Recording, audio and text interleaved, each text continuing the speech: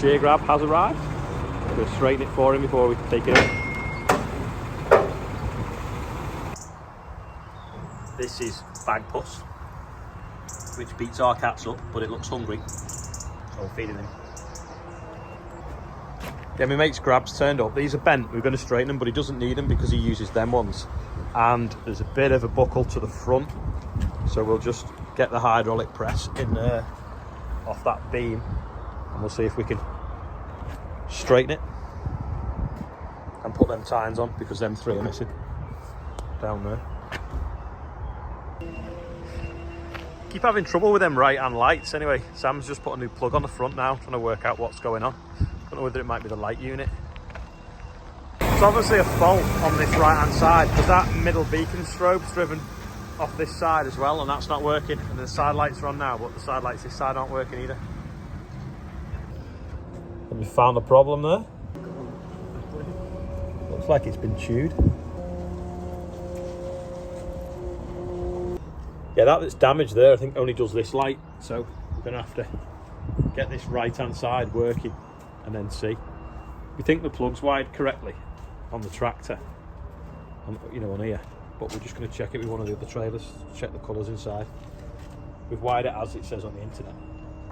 Sam's got the beacon on and this light and the side lights, because he's wired the plug different or the same as the other trailers, but the right hand indicator is still not working, so I'm just going to have a look what that is now.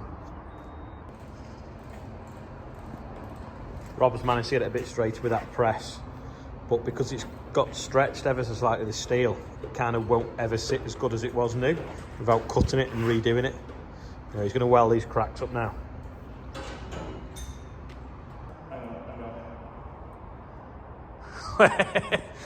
Look at that.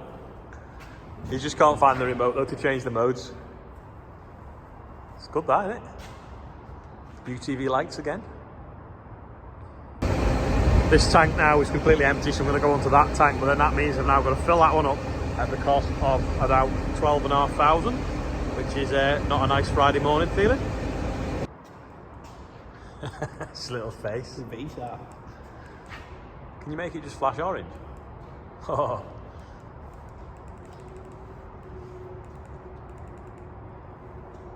Is that changing the speed as well?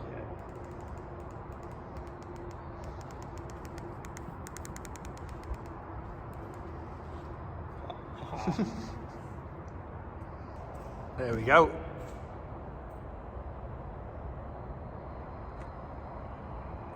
Right, we swapped the lights from side to side to see if it was the unit, and then when we put that light in this side it started flashing red, so we swapped it round to the one that was already on, and now that one's flashing red, so we don't know what's going on, and now that's not working. Right, so the plug was in upside down. That's working now, but we still can't get this side to work, so it must be the wiring coming to here. Bill and Joe have got a new bird scaring device. They just actually span round in the wind then when I was driving past it. See it wiping the bumper there, so that's why the birthday bumper doesn't stay on. This is the oilseed rape. It was a little bit behind down here compared to the rest of the field, but now it's all pretty much stopped flowering. Looks to have podded really well. Just topping up with a little bit of fertiliser. Bit there, still a bit yellow. That's where the geese come off the flats there and eat it. But pretty pleased with this crop. This was the first one we drilled, and you can tell because it's the most advanced. It's only about a week since I was last in this field. It's EasyJet landing. The tram lines are nearly stitched across already. I'm going to temporarily repair it and put a Susie lead in. Wire was damaged, causing all the trouble. Then obviously the wire's damaged, but now the lights are working. Some of these welds look a bit weak, so Rob's just going to flash over them and make them a bit better as well. Does look cool, that spray with the tinted windows and the black wheels, I'm not going to lie. To get in, concrete should be arriving in about an hour. Got another hole to do here, which is going to be a bit awkward. We're just moving the cable so we can slide the weighbridge a bit anyway. Should have enough slack to pull it so we can move it a bit. Right, it's got the crusher bucket on now. It's crushing that stone. Put it over this little vibrating deck, the big stop. And then we've got MOT coming out of one end, drainage stones coming out the other end.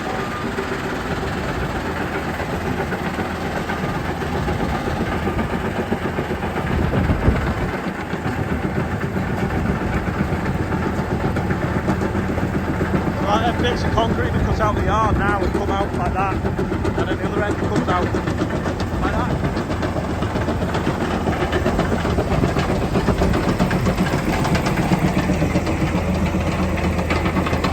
Vibrating deck.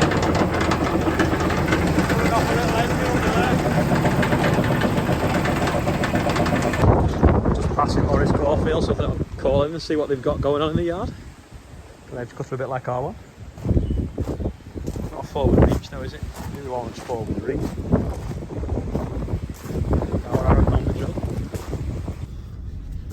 But they've got a tedder there, combine in the shed. Another rake over by the gate. Not a lot happening. Nothing seems to be broken, which is a good sign if you go in a dealer's yard. Rob's put the new tines on.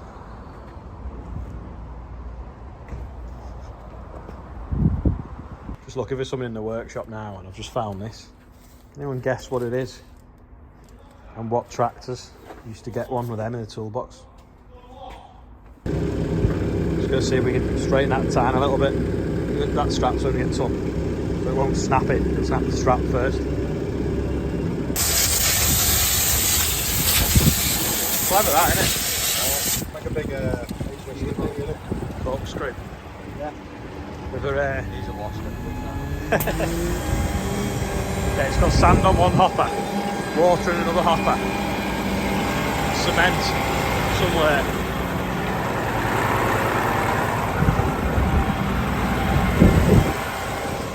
Cement's on the back and gravel, and it mixes it all in that corkscrew. Volumetrics. Fill these holes up now.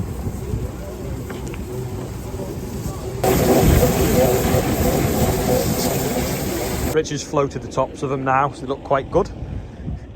Nice and flat, ready for bolting the stanchions on. Just lift it on the trailer. I'm going to put it on the ins trailer because Rob's changed the gas strut on mine. The tipping mechanism thing's broken. Yeah, these clamp things that hold the deck down because it tips, they've been snapped off and seized, so we got some new ones. Lost them in the workshop. Rob tried to get them ones working, they won't work. Now we can't get the deck low enough to put them back on, and they've snapped. So I'm gonna have to try look harder in the workshop. When I went to class today, Norman was like, how come you not got your class coat on? Well, Charlotte's now got a class coat. It's a little bit big for you, but you'll grow into it. You called me Charlotte. Oh yeah, all right. Olivia then has got a class coat. Looks like Chester wants one. Yes, he does. This is today's birthday bumper. I am not reading it out because there's too many and some of the names I don't think I can pronounce properly. But we are £1 off £2,000, which is amazing. And if you want to be on the birthday bumper, pause now and screenshot that, and it'll take you to the Just Giving page for the air ambulance. That strobe we've put on the fence, we're thinking of getting some for that side there of the combine, that line there, and then the line down there.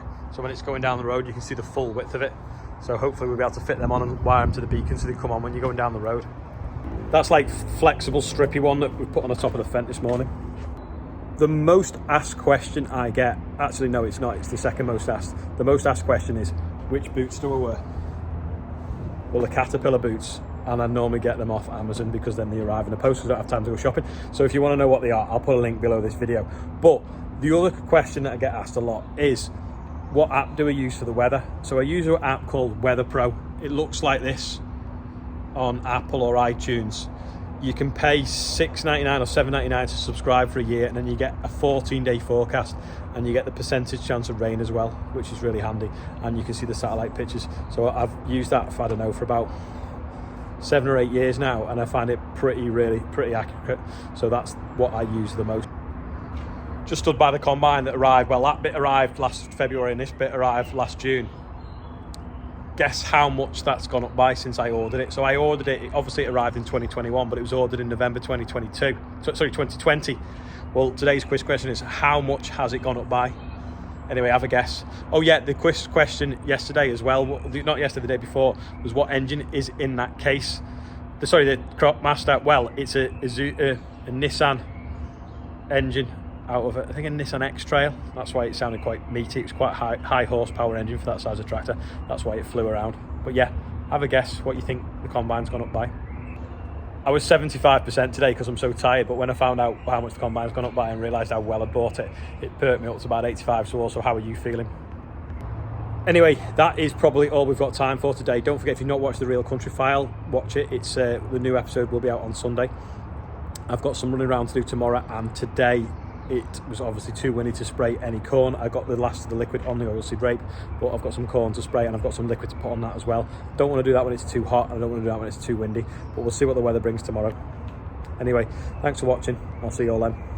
Just a little bit of a stop press before I go. I know Joe Seals had a bad week the other week. Well, this week, Millennial Farmer, he's had a bad week. Don't know if any of you follow him. If you look on Instagram, though, he's had a tornado hit his farm, which has totally destroyed a lot of things. So thoughts are with him at the moment. Just shows you how your day can turn so fast. And if you think you've had a bad day, someone generally has a worse day. But yeah, check it out.